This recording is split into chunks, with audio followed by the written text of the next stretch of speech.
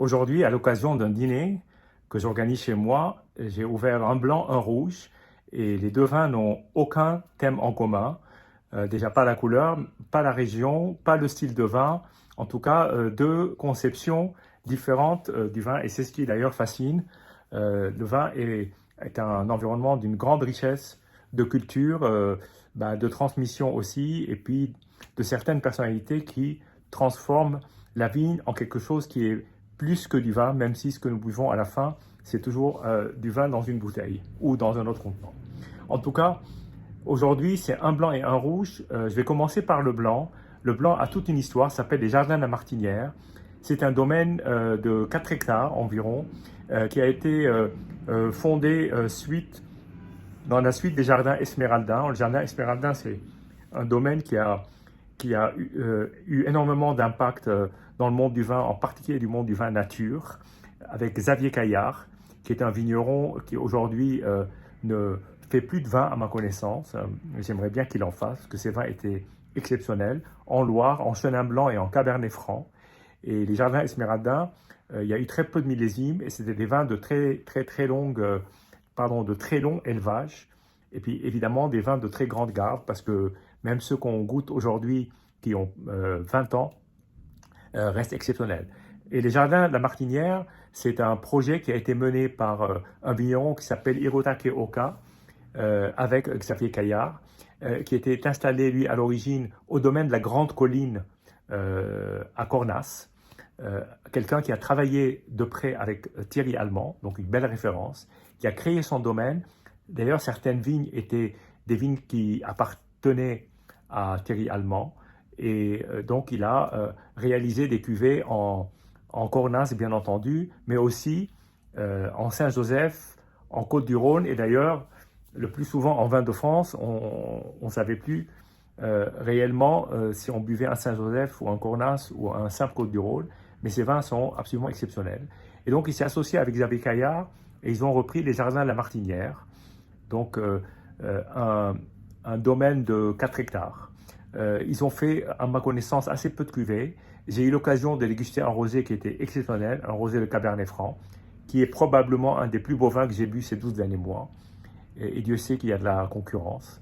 Et là, donc, je vais goûter pour la première fois les vins du nouveau domaine, c'est-à-dire depuis que le domaine a été repris. Alors, le domaine a été repris par un japonais, par une entreprise japonaise qui s'appelle Nishifutsu Shoji, qui est très connue au Japon sur le marché de la boulangerie, pâtisserie, produits gourmets haut de gamme, souvent d'origine française, depuis très longtemps, depuis un demi-siècle, mais aussi distributeur de Rocave, j'ai appris ça.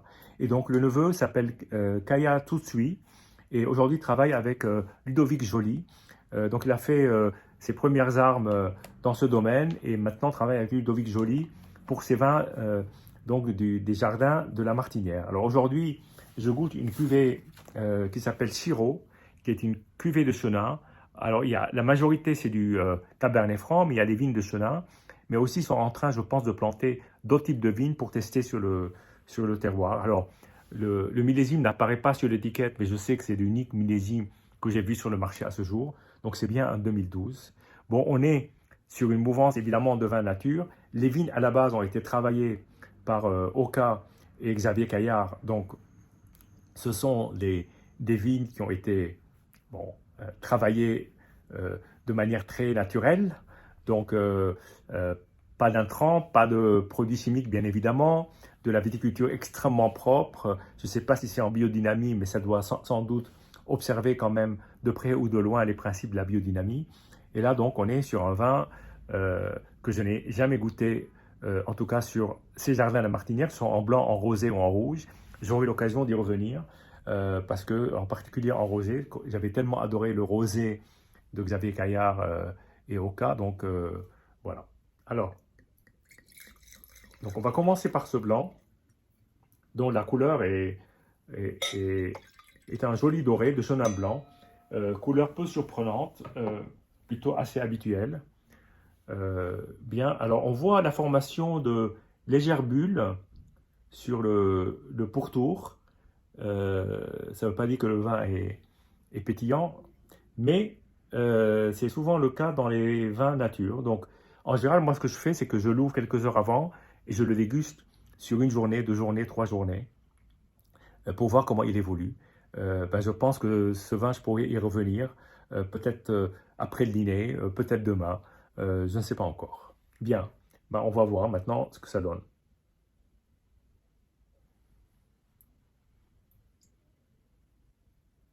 Alors, on a des aromatiques de, euh, de fruits jaunes, plutôt des fruits jaunes de verger, plutôt la pomme.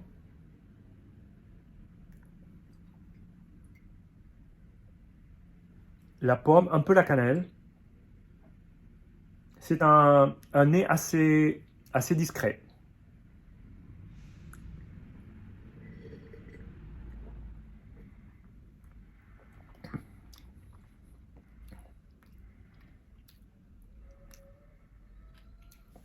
En bouche, on sent tout de suite la légère pétillance. Je me demande si je ne vais pas le carafer pour qu'il euh, s'assagisse. Parce que là, effectivement, on sent une très très légère pétillance. Et en bouche, il y a une énorme fraîcheur avec euh, une aromatique assez particulière qui me fait penser à des champignons frais. Vous savez, les, les carpaccio de champignons. Et, et une belle assise en bouche, une assez grande fraîcheur, un vin qui est très surprenant.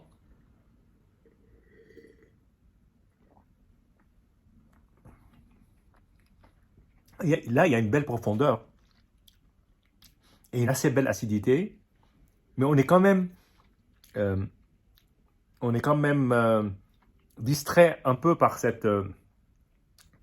c'est très bon, hein, mais distrait par cette très légère pétillance. Donc je pense que je ne le fais pas souvent, mais en général, je ne le fais pas pour les blancs, et encore pas trop pour les rouges, mais parfois pour les rouges.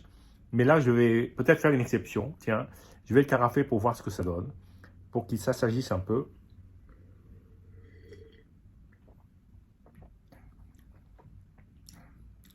Très étonnant parce que là, en fin de bouche, il y a toute une aromatique euh, qui est très fruitée et très légèrement fumée, qui ressort enfin avec une grande persistance, très très grande persistance.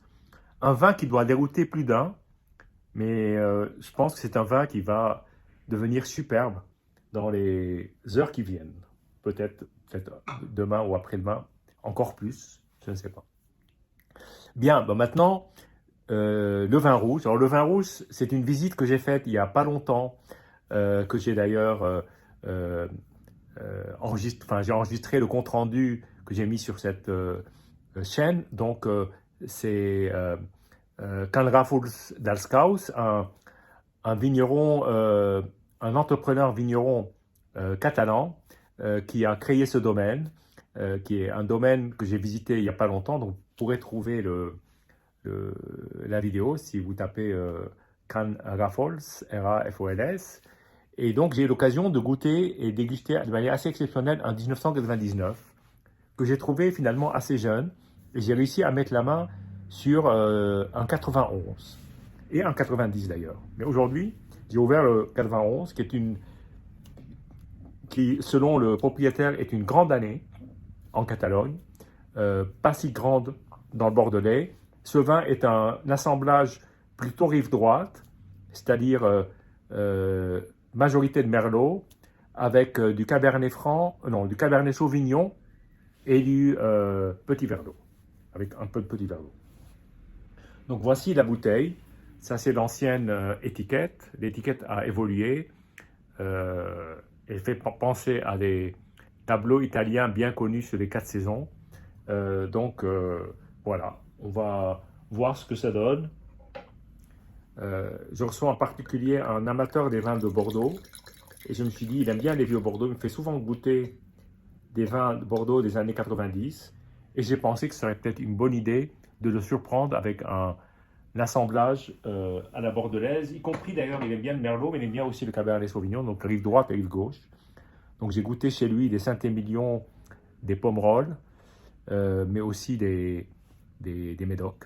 Donc voilà. Alors la couleur est une couleur évoluée, mais avec une belle persistance pourpre et des reflets orangés, voire un peu ouais, orange, un peu presque brun, des reflets bruns.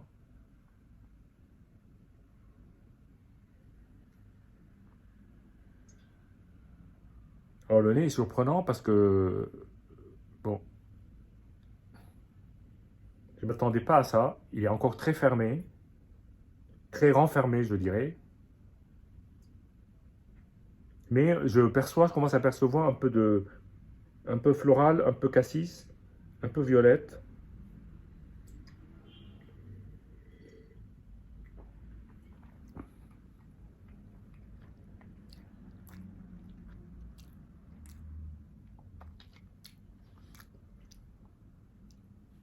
Je regoute.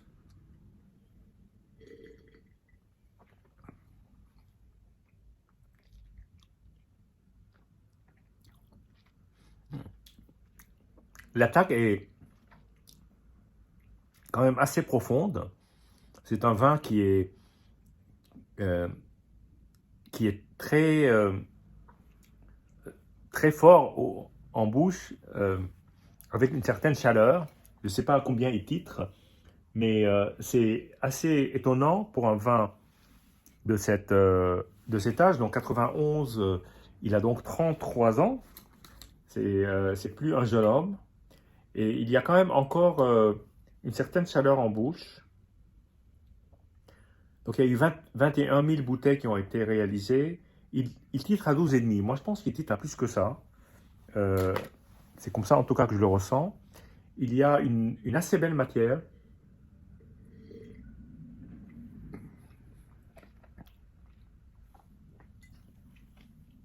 Une belle rondeur en bouche. Et encore pas mal de mâche et de tanin.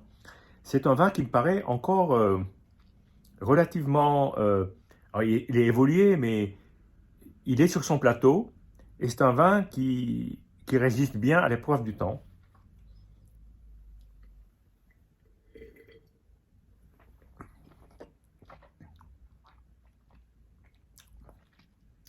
Une belle structure, mais un peu de chaleur. Je trouve qu'il est un peu chaud, alors que là, pratiquement, il sort de cave. Il gagne à être dégusté à 15-16 degrés maximum, parce que là, on est presque en été et les températures dans le verre montent très vite. Il y a un aspect mentholé là qui est arrivé avec le côté alcool, et il y a une assez belle assise. Je ne sais pas ce que ça va donner ce soir en dégustation. Ça va être intéressant de tester et de voir par rapport à un palais qui est habitué à des vins bordelais, quel va être son ressenti. Moi, je trouve qu'il est bien. Il est bien à son apogée. Il a une belle fin de bouche, euh, bien en longueur. En tout cas, bon, ça promet quelque chose de sympathique. On verra.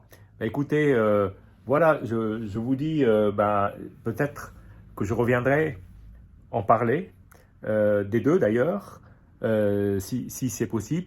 Sinon, de toute façon, je vous dis, comme toujours, hein, santé et à bientôt. C'est avec plaisir que je reviens pour parler de ces deux vins-là. Je ne résiste pas, d'ailleurs. Le blanc m'a énormément étonné parce qu'il y avait ce côté perlant au début qui cachait euh, toute la, toute la matière qu'il y avait derrière, même si je percevais à l'ouverture toute cette matière-là. Mais là, on est un jour plus tard que donc je vais le regoûter. Mais pendant la soirée, le vin était totalement différent, bien plus expressif et tellement délicieux que c'était difficile de se modérer, si je puis dire. Donc, j'ai quand même modéré un maximum parce que je souhaitais en garder suffisamment pour aujourd'hui, de manière à ce qu'il n'y ait pas beaucoup de contact, beaucoup trop de contact avec l'air et que le vin ne s'oxyde pas. Je ne connais pas suffisamment, donc je ne prends pas de risque. Et là, du coup, donc je l'ai rebouché. Donc, après l'avoir carafé, je l'ai rebouché. Donc, je l'ai remis dans sa bouteille et donc je l'ai conservé au réfrigérateur pendant 24 heures et donc là je le regoute. Alors le rouge c'est une autre histoire parce que le rouge c'est un vin eu des difficultés à s'apprivoiser. Les convives ont mis du temps à l'apprécier, mais ils ont fini par l'apprécier, même beaucoup. D'ailleurs, la bouteille s'est terminée. Là, j'ai ouvert une deuxième, une jumelle, pour deux raisons. La première, parce qu'il me semblait que celle d'hier était très légèrement bouchonnée, très légèrement bouchonnée, mais à peine perceptible. Il m'a semblé, plus au nez qu'en bouche d'ailleurs. D'ailleurs, j'avais eu une réaction assez bizarre hier en le dégustant. Et donc, j'ai ouvert une deuxième bouteille. Ça ne veut pas dire que la deuxième bouteille est meilleure, mais aussi pour comparer d'un même lot deux bouteilles qui ont eu la même vie, le même circuit, le même itinéraire, et de voir comment elles se comparent l'une à l'autre. Bah, je vais commencer par le blanc, parce que j'ai très envie de le déguster. Donc, le deuxième jour.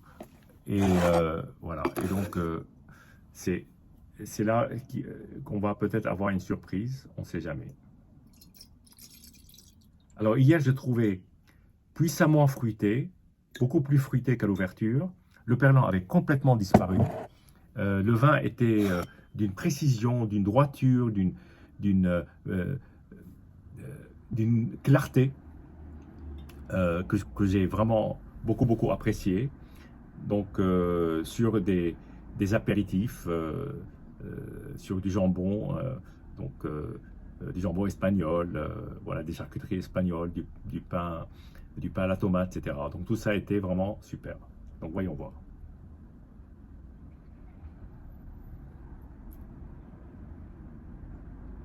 Le nez est plus ouvert. Il y a une très légère réduction au nez qui, je pense, va pas disparaître comme ça. Mais c'est plutôt une jolie réduction. Et puis, il y a surtout maintenant un côté beaucoup plus floral. Et les fruits jaunes qui ressortent, agrumes, beaucoup moins sur la pomme, comme j'ai pu le sentir hier. Beaucoup moins. Le nez est très différent, très différent.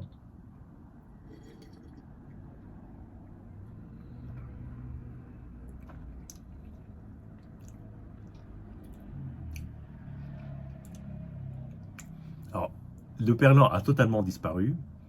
L'attaque est très franche, très aiguisée, comme dans du silex. C'est un vin, alors certains le diraient très minéral, moi je dirais plutôt très caillouteux, avec cette salinité qui arrive au fur et à mesure, et puis cette belle acidité, et une aromatique de fruits jaunes.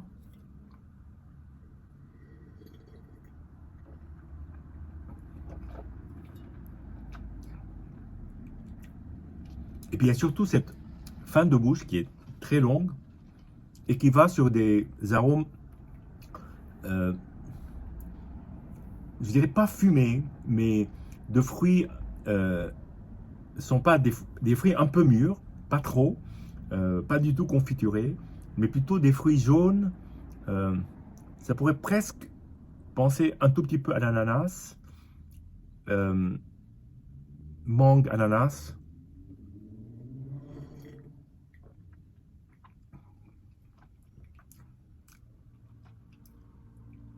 Et puis un très léger côté anisé, salin, avec une belle acidité. Un très beau vin, en tout cas, une belle tenue, une belle assise. C'est un vin qui a maintenant 7 ans, 6 ans, on va dire, pas encore 7 ans, et qui va, je pense, bien évoluer dans les années qui viennent. J'ai hâte de le regoûter peut-être dans 2 ans, 2 ou 3 ans. En tout cas, c'est un très beau vin. Donc voilà, le blanc. Maintenant, on va passer au rouge, donc la deuxième bouteille. C'est pas la même. Et donc, deux bouteilles sont pas forcément identiques. Donc là, le Grand Chaos, toujours 1991. Toujours cette même étiquette. Très italienne.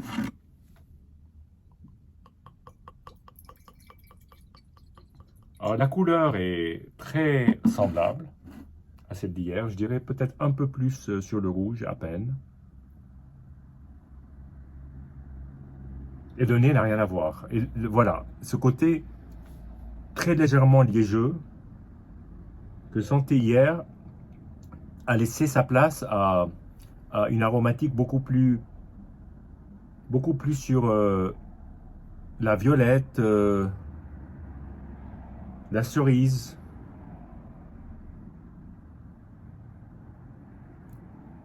fruits rouges, fruits noirs, plutôt fruits noirs, un peu cerise quand même, épices, peut-être violette que j'avais ressenti hier.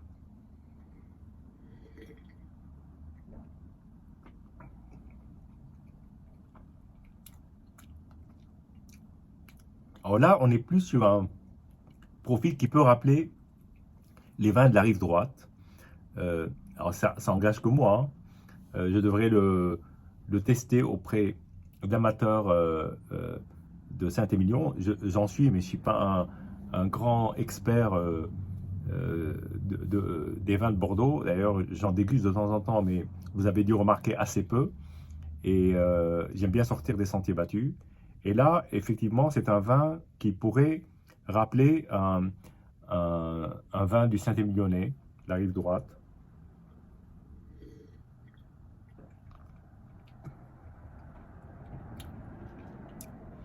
On sent beaucoup moins l'alcool, beaucoup moins. Donc, je rappelle qu'il était à 12,5, qu'il y avait cette chaleur hier, qu'on ressent beaucoup moins. Il est plus assagi, il est plus serein, il est plus tranquille, euh, plus sage, voilà, plus sage. Un beau vin qui se déguste très bien et qui a une assez belle matière de fruits encore présente, et puis des arômes qui commencent à aller vers le tabac, la violette, mais le tabac,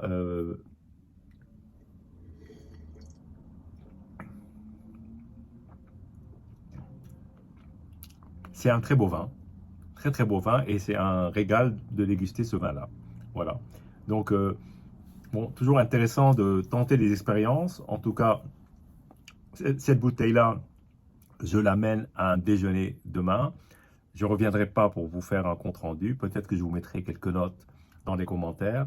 On va la redéguster avec des amis, dont un qui a dégusté la première bouteille. Donc ça va être intéressant de voir quelle est sa réaction. En tout cas, c'est un vin qui a 33 ans et qui se tient très bien. Donc, bon, 6 ans, 33 ans, deux vins qui n'ont rien à voir, comme je l'ai dit au tout début. C'est souvent la richesse du vin qui nous ouvre des nouveaux horizons, et il faut savoir être versatile et pouvoir passer de l'un à l'autre. Voilà, je vous dis santé et puis à bientôt.